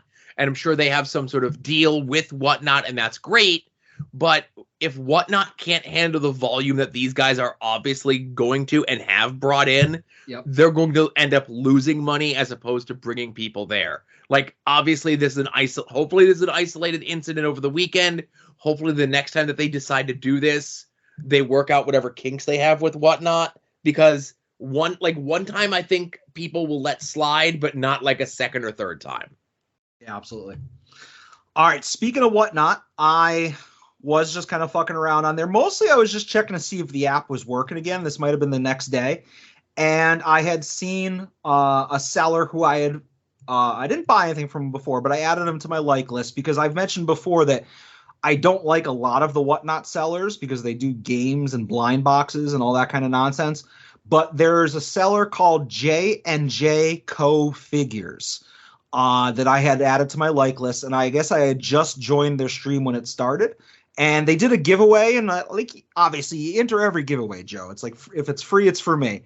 And I had actually right off the rip won a Rey Mysterio basic, and I was like, okay, cool. I mean, I don't want it. I'll give it away to somebody, but it's cool to win something free. But here's the thing, Joe. They started all their auctions at $1, and there was only like at the most 17 people in the room. At the lowest, there was like 9 people in the room. And like there was a lot of deals to be had. There was actually a ton of figures, like mostly basics, couple elites, that went unsold at $1. And I was just like, yeah, I mean, I could pay $1 for it, but then I'd have to get rid of this figure. So I passed on a lot of stuff, surprisingly. But because I won the giveaway, the way Whatnot does it is they just assume that that is your first purchase, and every additional item only has like $1 shipping cost. So I got a bunch of steals, and just real quick, these were all original San Francisco toy maker WCW figures from '98. Okay. And they're all mint on card. And I paid $7 for a Ric Flair, which I didn't really want, but I'm like, oh, I'm just going to throw that up in the group for like 35 shipped and see if I can sell it, you know? This is the real steal. I paid $6 for an NWO Wolfpack Kevin Nash. Ooh. And I had to step up a little bit on this one because somebody wouldn't let me just walk away with this one. A Kabuki Crow Sting I paid $18 for. Okay. Which is like a $45 figure. So when all's said and done, I spent like $30 with shipping and everything like that for these 3 figures plus the freebie. And like I said, I planned on just selling the Ric Flair. It was just because it was cheap and I was bidding on all the WCW stuff. But $6 for a mint on card Kevin Nash figure, I think, is a fucking steal, especially when it's 25 years old, you know? Yeah, absolutely. I saw you. I think it was Tuesday night. I saw you tweeting out about that. Yep. But yeah, I'm glad that you found a Whatnot room with deals and no one playing games. Yeah, no, I know. It was there was a really entertaining room, so I do recommend check those guys out. But thank you to DJ for the heads up. Paul Mart had back in stock the Walmart Legends Series 2 figures. So I went ahead and I swooped up the aforementioned Kevin Nash, the Scott Hall, and the HBK. So I have all the Series 2 guys that I need, and I don't want anybody from Series 3. So I'm done for a little bit with the Superstar Series. Did you see somebody in the group today was getting rid of like all of their Ultimates? Yeah, I saw it. They weren't like really, they were cheaper than retail or cheaper than eBay pricing, but it was like, all right, this is an Ultimate that normally goes for $150 and they're selling it for $130. So they were giving deals, but it wasn't like, oh my God, I have to enough of a deal that, yeah, sure. Okay. Yeah. But yeah, I saw that. And there's times I mention on, we get into it on Long Bucks Heroes After Dark this week, like with the new NECA Casey Jones that's coming out. Yeah. And like the time that it comes out and what accounts are tweeting it out, I'm like, I don't need to message Todd about this. He knows this is happening. And just like when I saw the Ultimates in the group, I'm like, I don't need to message Adam. He's aware. Yeah. But I appreciate it. One kind of off-related topic thing. This is not a purchase, but the HISS tank, the G.I. Joe HISS tank that HasLab is doing. It's another crowd-funded thing, kind of like the New Gen Arena from last year. Yes. I've been following that. It was funded within like 7 hours, and they're already about to hit their second stretch goal. I want to just real quick bring up a topic or a debate here. I think it is financially wise to back everything, Joe. And this is where I'm coming from.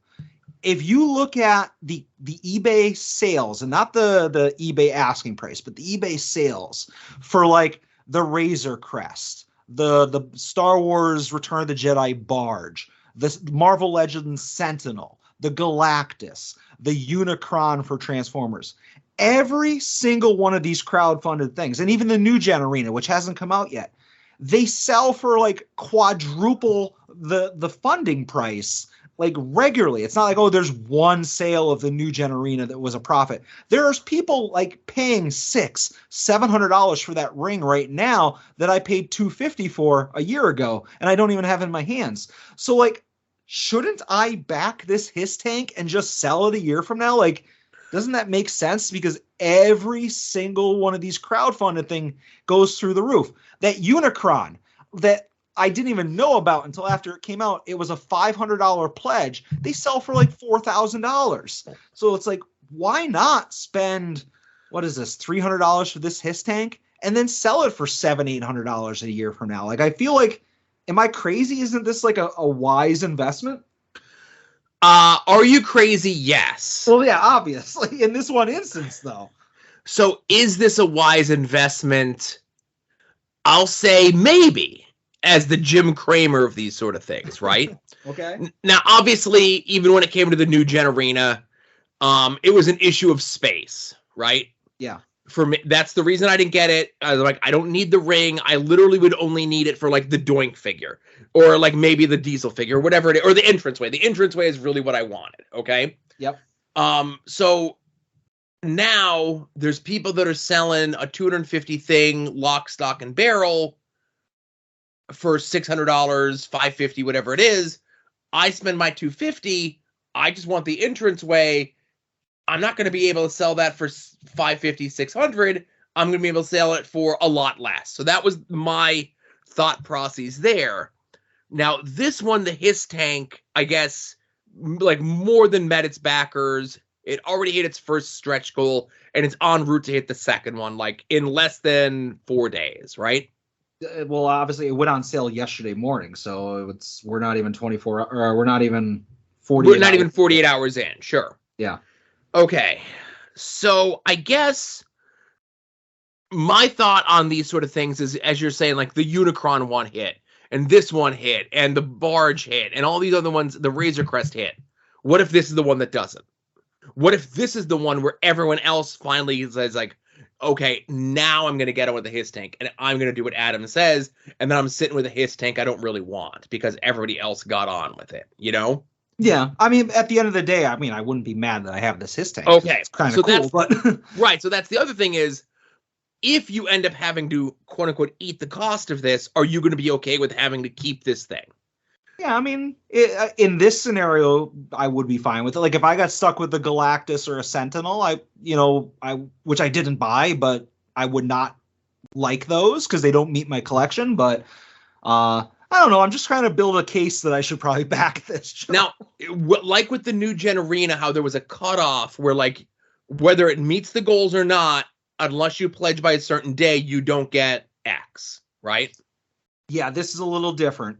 They had an early bird special. Like, if you remember for the New Gen Arena, it was, hey, anybody that backs it during the first, like, week gets the Macho Man and the announcer's table. Right, that's what I was angling at. Yeah. With this one, they said if the Hiss Tank gets funded within the first week, they were going to add this extra figure. But it literally spells out anybody who buys it at any point during the campaign will get that figure. So obviously the tank got funded, so they added that extra figure to the bundle. But I could wait until like an hour before it closes and still get that. So there's no reason for me to have to do it right now. Right. So that's what I was going to say. Can you go back and look at previously funded things to see how many were sold, like how many were made? I am not sure. I know they have a couple things on the Hasbro website where it just basically says that it was funded, but I don't know if it has the amounts. Okay. You know what I'm saying? I'm actually checking right now. So to give you an idea, there's the Reva lightsaber, Reva from Obi-Wan, that it only has 11 days left, and it's 1,300 backers into its 5,000 target, so that's not getting made. All right, I'm just going to click on the Galactus here because it says it was funded, and nobody has it yet. It tells you, yes, it says how many backers. So, like, for example, Galactus, there was 31,000 backers on a goal of 14,000. Okay. So even at, more than, and again, dollar amount notwithstanding, it more than doubled the amount of people that they were looking for to get it, right? Yep. And those, you said, are already being, quote unquote, sold on eBay secondary sites for double, triple, if not the price, right? Absolutely. Like the Unicron is like a $2,000 figure. The Razor Crest is probably even more than that, and, so on and so forth. Okay. And how much is the Hiss Tank? $300 plus tax and shipping. So probably like $350. To give you an idea of the Razor Crest, I'm looking at it now because you got me thinking. The target was 6,000. They actually made 28,000 of these things. Okay. And they're still like, it's not like it's a peg warmer. Like you could, unless you're asking like a fortune, you're going to sell this thing 50 times if you wanted to, I say go for it. Go crazy. Oh, look at you enabling. All right, maybe. Yeah, again, like my enabling at least comes from a place of a little bit of research and at least a little bit of thought. Yeah, like it makes sense. That's the thing. I'm like, is it crazy to just be like, I'm gonna back one of everything? Because it's like worst case scenario is you could just sell it at a break even price. But it appears that these are all like very highly increasing in value. You know? Yeah. So maybe I got some time. I have 46 days, 1 hour, and 2 minutes to get in there. I'll see what kind of see what other stretch goals are added to it. For sure. All right, Joe, back to purchases. Just two quick things, not really quick things, but two things, and then we'll wrap it up. I talked about last week how I had bought the original 1985-84 Soundwave figure, and I needed to buy more cassettes for it. I went back to our local toy store the next day. I bought Ravage. So at that point, I had Frenzy, I had Ravage. I thought I had Laserbeak, but then I realized that I actually had Buzzsaw and not Laserbeak, yada, yada. So I was just basically like, all right, I need to complete this collection and be done with it. So I went on eBay. I bought a Rumble with the rub sign, with metal feet. I bought all the accessories I was missing, and I was about to pull the trigger on a $40 Laserbeak. And then I remember that when my buddy Rob, the guy who went out to Toy Hio with me, when he sold his mother's house, he was like, hey, any of these toys you want, help yourself. And there was a stack of cassettes. And I was like, oh, I want these, like Transformers cassettes, that is. And one of them was just like a minty mint original Laserbeak. And I just needed the accessories for it. So if you count all the things that are in transit from eBay, I am 100% on all of the original cassettes and Soundwave and all their weapons and all that stuff. So I'll be able to check that off the list. Assuming that no more of the parts arrive broken like the last one I got. Good. So I'll be happy to check. I'm glad this is something that you kind of like tied the bow on in relatively quick fashion. Yeah, the funny thing is, it's like as long as you know what you're looking for, like my rules were all of them. We talked about this last week. Have to have the rub sign sticker on them. I found out that the original like Rumble and Frenzy have metal feet and they changed the plastic. So I was like, okay, they all have to have metal feet. So I wanted some kind of rules. And it was like a relatively easy collection to complete. You know, it's just time consuming because like I've already bought 2 sets of weapons and every time they come in, they're broken because these guys are throwing them in bubble envelopes and they're just breaking in transit, you know? So I keep ordering them and keep getting refunds, you know, but it is what it is. Don't these guys know by now how to ship these things? You would think so. The last one that I needed a full set of weapons for Laserbeak and one for Buzzsaw, and they're all the same where they have a skinny protuberance or thing sticking out. And there was 2 sellers. One of them had a pair that I needed, and one of them had a single. And I just basically sent them the same email, and I said, or the same message in eBay. I said, hey, listen, I'd like to buy these from you. Can you please just stick them in like a matchbox or some type of very tiny box, even if it's an empty pack of cigarettes? I don't care. Something with some type of rigidity. Yes. Because they keep breaking. I'm 0 for 2 on ordering these on eBay, and just what can you do? The first person was like, oh, you know, sorry to hear that. Yeah, we're absolutely going to send it in a very small box because we sell a lot of replacement G.I. Joe and Transformers stuff. So it's going to come in a small box, and if not, we'll stand behind it. So I'm like, okay, click buy it now, taken care of. The other person that had the one just ghosted me on the email. Didn't respond. So I was like, okay, fuck you. I'm clicking buy it now. You better hope that it arrives in one piece because I have no liability on this, you know, because otherwise I'm just going to keep ordering them and ordering them and ordering them. So we'll see. Everything's in transit. Maybe by next time we record, I'll have a complete collection.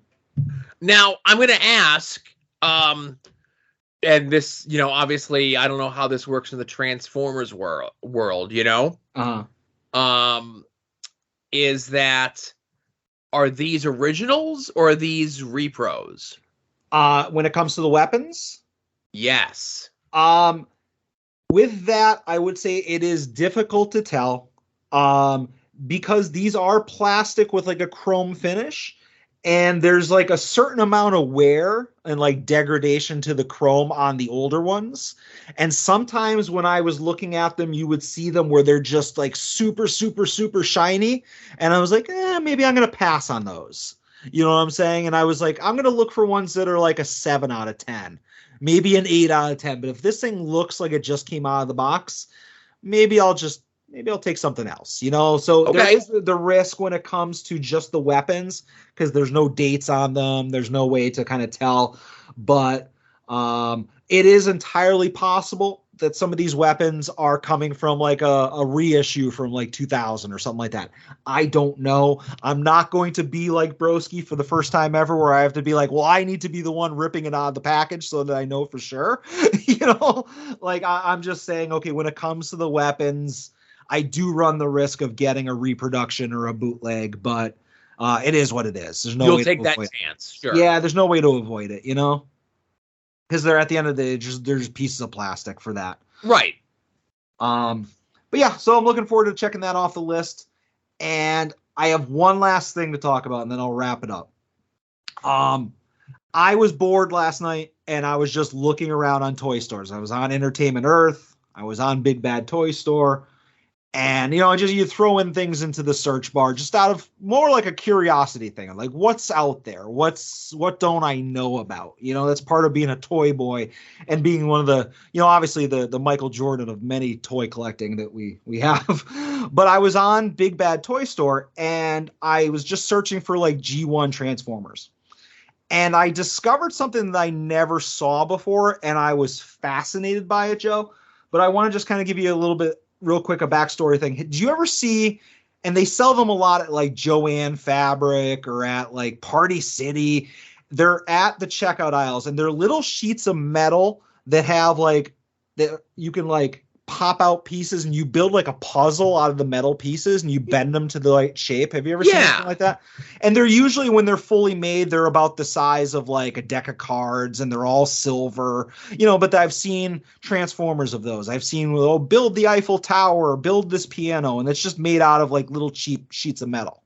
You've seen those, right? I absolutely have. So I've always thought, oh, this is a cool little thing. And it's like, you know, build a Optimus Prime with these, you know, 150 pieces of metal, but it's all silver. I discovered a company called MU, as in Michael Umbrella, model kits. And they make these types of like assemble with pieces of metal, but they're fully painted and colored and everything like that. And there's hundreds upon hundreds of pieces in these model kits. And I'm going to send you over in a second a finished product. But I ordered a Soundwave, a Laserbeak, a Ravage, a Rumble, and a Frenzy. And to give you some perspective, I was doing a lot of research and I found a guy who's like an experienced model maker on YouTube. And he had bought like the Soundwave and the Starscream and all that stuff. And he's like, okay, this wasn't that hard to build. He's like, Soundwave took me about 24 hours of work to do. But if you're a novice, it might take a little bit longer. And I'm like, and he's like, oh, the cassettes took maybe about 5-6 hours a piece to do. I just sent you the picture of it and hopefully you get it soon. Those are cool as hell. Isn't it? It's like super, super, super detailed.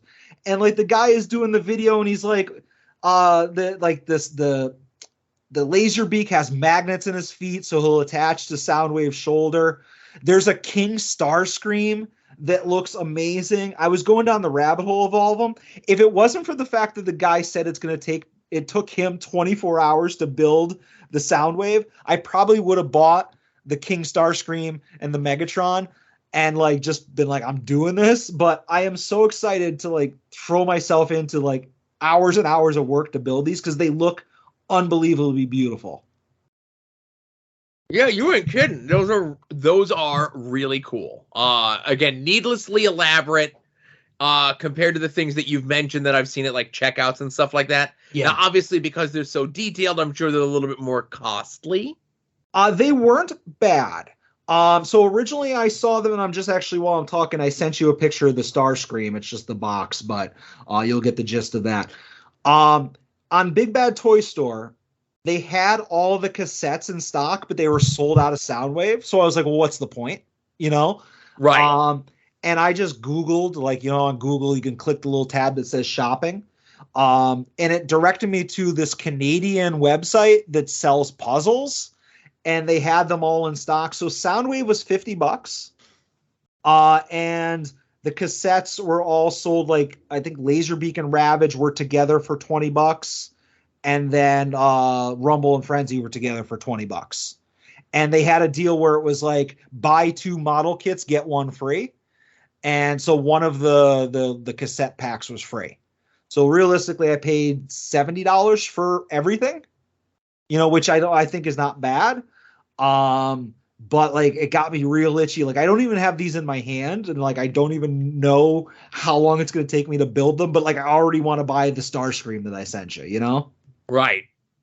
And those are very nice. Like, if I didn't know those were like little mini models or things, I would think that they were like the full size figures, like brand new, like how detailed they look, you know? Yeah, and to give you some perspective, like the Soundwave is about 12 inches tall. So these are not tiny. These are like, okay. If you were to grab him by the waist, like his chest and his legs would still be sticking out of your hand. Like, he's that tall. Mm-hmm. When we're done with this, I'll shoot you a YouTube video so you can just check out somebody spinning it. Like, these are fascinating, man. And like, I'm terrified that I'm not going to be able to get it done. But like, I'm watching the video and the guy's like, I recommend wearing rubber gloves just because you don't want to put fingerprints all over everything. And I'm like, okay, gotta buy rubber gloves. I gotta buy some type of like mat to put on my kitchen table, because otherwise I don't want like to scratch my table and or these pieces. So like, this is a whole project that is going to consume several days of my summer of Adam. Well, I was going to say, with the gloves, you're going to be like Zombie Sailor with our figures that we got. Listen, we privately discussed this, and, you know, obviously when I got the shipping confirmation, I was very public about it. Yeah. But I assumed that there would be like some sort of like cronyism or like some sort of higher level major marks or whatever would get their figures shipped out first. But it seems as though, like, if you were in that first wave of pre-orders, like, the figures came in Thursday morning and we got our shipping notifications Thursday afternoon on the Heels and Faces Retros line #1, you know? Yeah, I am shocked that you got that notification so quick.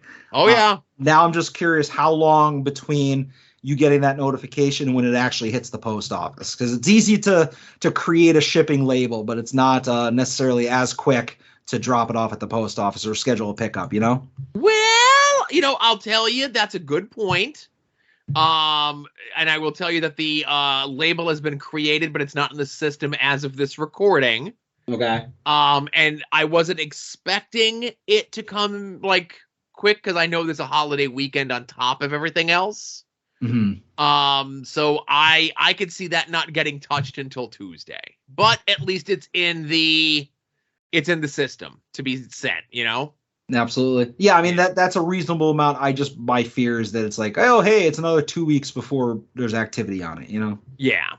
But I've been very skeptical of Mr. Sailor this entire time, so that's just me, you know? Well, yeah, luckily the order was in my name and not your name, so you can go in the Facebook group and cock off as much as you want without my order being canceled. Exactly. Yeah. All right, Joe, that's all I have. That's it? That's it. It was a small week for me. It was a lot of little things, definitely, but it was a lot of important things, let's say. I think so. Yeah. But yeah, so my only last suggestion will be is, of course, with getting the gloves and getting the special mat and everything else like that, this definitely sounds like the makings of your own YouTube channel. I was actually, I mean, not thinking about doing YouTube, but I was definitely thinking I need to like photograph the progress, or like the process. Yeah. You know, for like Twitter or something like that, make like a thread and pin it, just to kind of be like, okay, it took me, you know, this many hours to get this far, you know, because obviously they have you building based on the video I watched from the feet up, you know, so it's like, here's Soundwave's feet and I'm 6 hours into it, you know, so it'd be interesting to see that process. YouTube, I don't know, that might be a bridge too far. Just a thought, you know, throwing it out there, looking for additional revenue streams for you. Well, that is true. We'll see. Maybe I'll explore that. Yeah. And again, I'll just say, I don't even know if they do these videos anymore. Is, you're saying like, oh, just 6 hours to put the feet together. Put the camera on you, let it go, and then just put the whole thing up in like fast motion, Yeah. Run the clock and show people like your process and the fast motion of your frustration trying to do all this shit, Me at the 1 hour mark, just smashing it against the wall. Right. Right. Yeah, that's an idea. We'll think about that.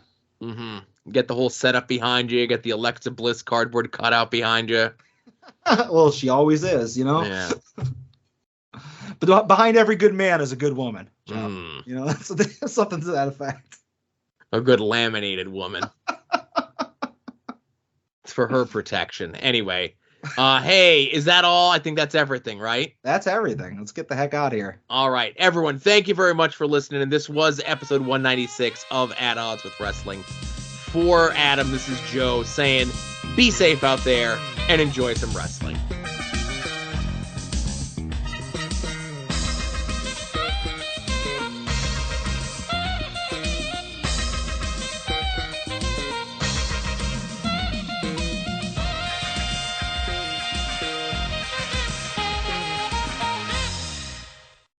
You're listening to the soon-to-be-named network, the Lamborghini